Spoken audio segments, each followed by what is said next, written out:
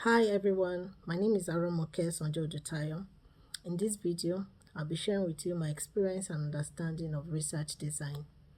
So by now, as a researcher, you will have gone into literature to see what other people have done around your topic of interest, and you will have set research questions looking to address them or research objectives as the case may be. So how do you do this in a way that efficiently and accurately addresses the questions that you have? You need a good research design to do so. So what is a research design? A research design is the procedure or the framework. So other researchers call it the master plan, or you know the blueprint that a researcher uses to collect data, to analyze the data, interpret it, and report their findings. So in other words, a research design helps the researcher to address their research questions or research objectives. And there are three main categories. There is the qualitative research design, the quantitative research design, and the mixed methods. So you can tell that a mixed method is that design that uses both qualitative and quantitative research designs. Okay, so what is a quantitative research design to start with?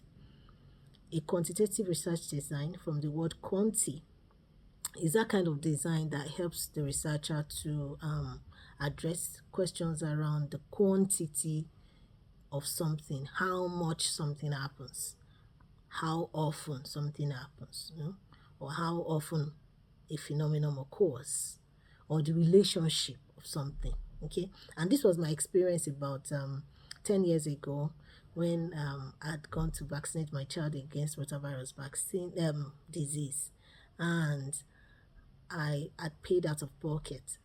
So I got back to work to share my experience of a new vaccine that is, that just came out, and although you have to pay, and I shared this with my colleagues whom I was sure would be able to afford the vaccine. But their responses fascinated me. They were not willing to do so.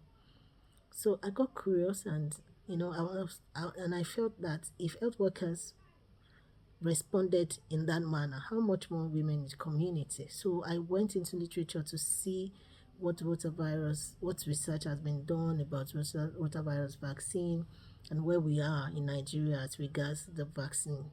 You know, I understood that the knowledge of the vaccine was important, to prepare people, or to help them to make that decision. So I wanted to explore, measure how much mothers knew about it. So the quantitative research design did that for me. So I used the quantitative research design to measure how much mothers knew of the vaccine and how ready they were.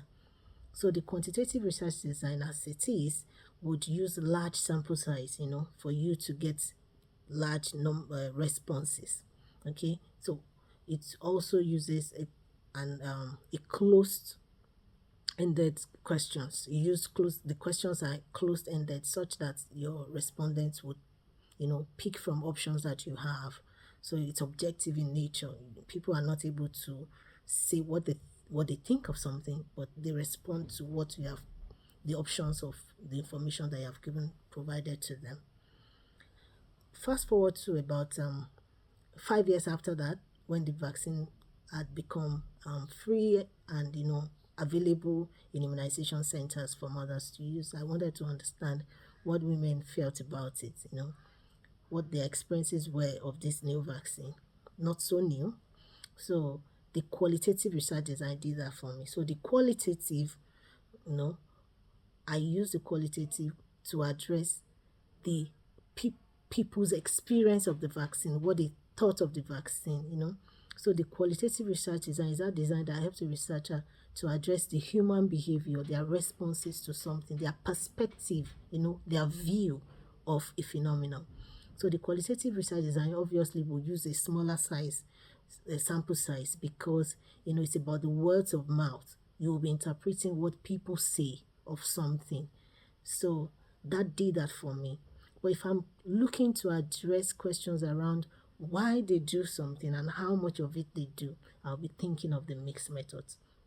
So I hope in this video, overall, what we have discussed is what a research design is, the three broad categories and how they are used, So as a researcher, you need to be able to choose accurately what design works for your study in a way that accurately addresses why you're doing so, justify why, where you want to collect your data, why the particular category of people that you're dealing with, in that manner. So I hope you find this video helpful. And if you need more resources around the research design, you can go to the 1000 challenge tool, to get more information. Thank you very much.